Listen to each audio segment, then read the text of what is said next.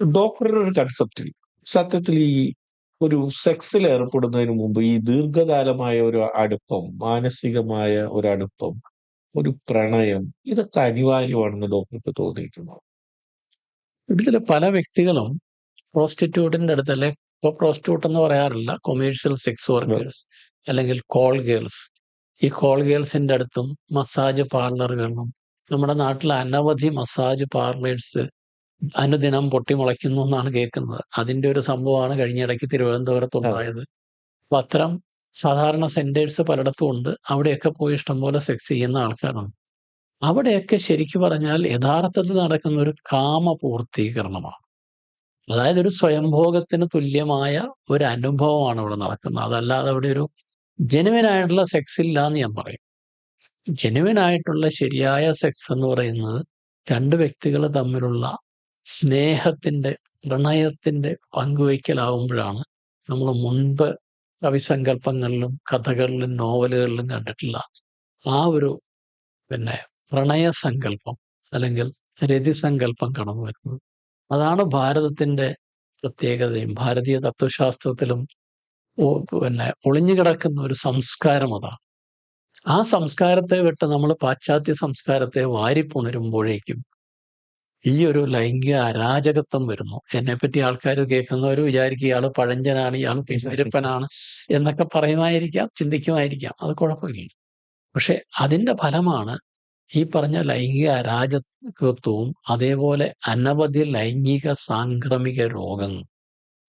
നമ്മുടെ ഹോസ്പിറ്റലിൽ ഒരു ദിവസം തന്നെ 2-3 വ്യക്തികൾ വരും, ഡോക്ടറെ എനിക്ക് അബദ്ധം പറ്റി, ഒരു മാസം മുമ്പ് ഒരു സ്പായിൽ പോയപ്പോൾ അവിടുന്ന് ഓറൽ സെക്സ് ചെയ്തു, അല്ലെങ്കിൽ ഒരു സെക്സിൽ ഇടപെട്ടു, അതിനുശേഷം ലിംഗത്തിൽ നല്ല ചിക്കൻ ബോക്സിന്റെ കൊമള പോലുള്ള കൊമളകൾ വരുന്നു, വേദനയുണ്ട്, ഒരു 4-5 ദിവസം കഴിയുമ്പോൾ അത് ഉണങ്ങിപ്പോകുന്നു, പക്ഷെ വീണ്ടും വീണ്ടും വരുന്നു.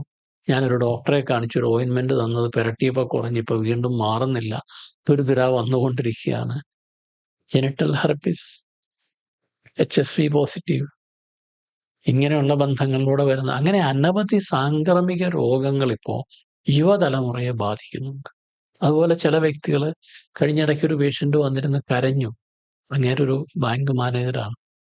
അവളുടെ ജീവിതത്തിൽ ആദ്യമായിട്ടാണ് യാദൃശ്ചികമായിട്ടൊരു സ്പായിൽ ഒരു പിക്നിക്ക് പോയ സമയത്ത് പോകാനിട വന്നു. അവിടുന്ന് ഉണ്ടായ മദ്യലഹരിയിലായിരുന്നു. ഒരു ബന്ധത്തില് ഈ പറഞ്ഞ ജെനിറ്റൽ ഹെർപ്പിസ് പിടിച്ചു. ആത്മഹത്യയുടെ വക്കീലാണ്. ഞാൻ ജീവിച്ചിട്ട് കാര്യമില്ല, എനിക്ക് ഭാര്യയോട് തുറന്നു പറയാൻ പറ്റുന്നില്ല, ഭാര്യയോട് ബന്ധപ്പെടാൻ പറ്റുന്നില്ല എന്ന് പറഞ്ഞിട്ട് ഇരുന്ന് പൊട്ടിക്കരയുന്നുണ്ടായിരുന്നു. അങ്ങനെയുള്ള ചില അസുഖങ്ങൾ, ഈ ജെനിറ്റൽ ഹെർപ്പിസ് ഒന്നും പൂർണ്ണമായിട്ടും മാറിക്കിട്ടണമെന്നില്ല. മാത്രമല്ല ആരോടൊക്കെ ബന്ധപ്പെടുന്നു അവർക്കൊക്കെ സ്പ്രെഡ് ചെയ്യാനുള്ള സാധ്യതയുണ്ട്. അപ്പോൾ ജെനിറ്റൽ ഹെർപ്പിസ്, ഷ്രാങ്കോയിഡ്, ഗൊണേറിയ, സിഫിലിസ് ഇപ്പോൾ കുറവാണ്, HIV, ഇങ്ങനെയുള്ള പല രോഗങ്ങളും, അതുപോലെ ഫംഗസ് ഇൻഫെക്ഷൻസ്, ഇങ്ങനെ പല രോഗങ്ങളും ഇത്തരം ബന്ധങ്ങളിലൂടെ ധാരാളമായിട്ട് പകരുന്നുണ്ട്. പ്രത്യേകിച്ച് അടുത്ത ഇടയ്ക്ക് പുറത്തു വന്ന ഒരു കണക്കുകൾ സൂചിപ്പിക്കുന്നത് കേരളത്തിലെ യുവാക്കളുടെ ഇടയ്ക്ക്, യുവജനങ്ങളുടെ ഇടയ്ക്ക് HIV പോസിറ്റീവ് കേസുകൾ കൂടിക്കൊണ്ടിരിക്കുകയാണ്. കഴിഞ്ഞ 2-3 മാസത്തിനുള്ളിൽ പുറത്തു വന്ന കണക്കുകളാണ് സൂചിപ്പിക്കുന്നത്. നേരത്തെ HIV കൂടുതലുണ്ടായിരുന്നു, അത് കുറഞ്ഞുകൊണ്ടിരിക്കുകയായിരുന്നു. പക്ഷെ സമീപകാലത്തായിട്ട് ഈ യുവാക്കളിലുള്ള HIV പോസിറ്റീവ് കേസുകളുടെ എണ്ണം വർദ്ധിച്ചു വന്നുകൊണ്ടിരിക്കുന്നു. അതിനുള്ള പ്രധാന കാരണം ഈ പറഞ്ഞ റാമ്പൻ സെക്ഷൽ ബിഹേവിയറും അതുപോലെ തന്നെ ഡ്രഗ് അഡിക്ഷനുമാണ്. ഡ്രഗും ഇതുമായിട്ട് ബന്ധപ്പെട്ട് കിടക്കുന്നതാണ്.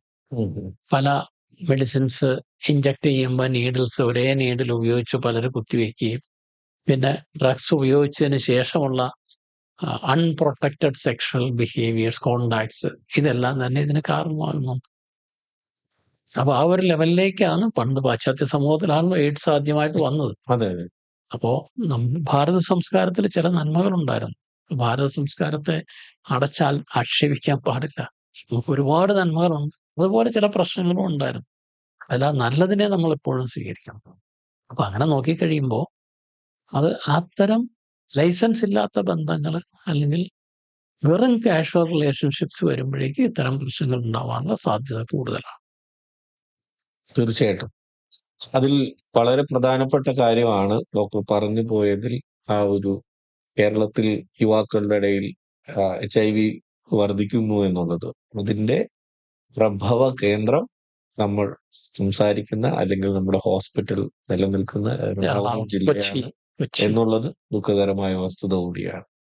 അപ്പോ അത്തരം വാക്കുകൾ, ഡോക്ടറുടെ ഈ വാക്കുകൾ കേൾക്കുന്ന യുവാക്കൾ ഉണ്ടെങ്കിൽ അത് സുഹൃത്തുക്കളോടുകൂടി ഇത്തരമൊരു മെസ്സേജ് പാസ് ചെയ്യണം. ദയവ് ചെയ്ത് കാഷ്വൽ റിലേഷൻഷിപ്പ് ഒക്കെ ആവാം, പക്ഷെ അത് അതില് നമ്മൾ ഈ HIV-യുടെ ഞാൻ നാഷണൽ എയ്ഡ്സ് കൺട്രോൾ ഓർഗനൈസേഷന്റെ ഒരു കൺസൾട്ടന്റ് ആയിട്ട് എയ്ഡ്സിന്റെ പ്രവർത്തനങ്ങൾ ഭാരതത്തിൽ വന്ന ആ ഒരു സമയത്തുണ്ടായിരുന്നു. ആ സമയത്ത് അവർ പറഞ്ഞ ഒരു വാചകമുണ്ട്, ആൾക്കാരോട് നിങ്ങൾ സെക്സ് ചെയ്യണ്ടെന്ന് പറയാൻ. Whenever you have sex, use condoms, protection ഉപയോഗിക്കുക. നിങ്ങൾ സെക്സ് ചെയ്യണ്ട, ആരുമായിട്ടും ബന്ധം വേണ്ട എന്ന് നമ്മൾ പറയുന്നില്ല. അങ്ങനെ ഒരു ബന്ധം ഏറ്റവും നല്ലത് അത്തരം കാഷ്വൽ റിലേഷൻഷിപ്സ് ഒഴിവാക്കുന്നത് തന്നെയാണ് നമ്പർ 1 ചോയ്സ്. നമ്പർ 2 എന്ന് പറയുന്നത്, ഇങ്ങനെ ഒരു ബന്ധത്തിൽ ഇടപെടേണ്ട അവസരം വന്നു, അതിൽ നിന്ന് പിന്തിരിയാൻ പറ്റുന്നില്ല, നിങ്ങൾ കൺട്രോൾ ചെയ്യാൻ പറ്റുന്നില്ല, അത് വേണമെന്ന് തോന്നുകയാണെങ്കിൽ യൂസ് പ്രൊട്ടക്ഷൻ, പ്രൊട്ടക്റ്റീവ് മെത്തേഡ്സ് ഉപയോഗിച്ചിട്ടുള്ള സെക്സിലേക്ക് പോവാം. അതാണ് അതിനുള്ള പരിഹാരം. അപ്പൊ ഇത്തരം രോഗങ്ങൾ തടയുന്നതിനെ ഒരു പരിധി വരെ നമുക്ക് തടയാൻ സഹായിക്കും. ഈ പറഞ്ഞ ജെനിറ്റൽ ഹെർപ്പിസും ഒക്കെ തടയാൻ, ജെനിറ്റൽ വാർഡ്സ് ഇതൊക്കെ തടയാനായിട്ട് ഒരു പരിധി വരെ അത് സഹായിക്കും.